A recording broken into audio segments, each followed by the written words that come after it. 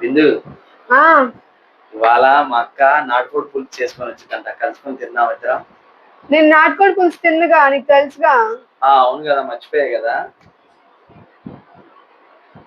అక్క. తను నాటుకోడి పులుసు తినదు కదా, చికెన్ కర్రీ చేసుకుంటా అక్క. ఓకే అక్క.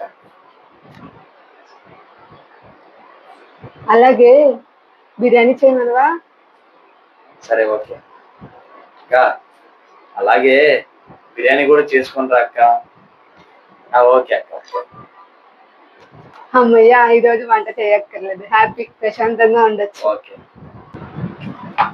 మా అక్క ఫోన్ చేస్తుంది. ఏంటో ఎత్తు. అక్క,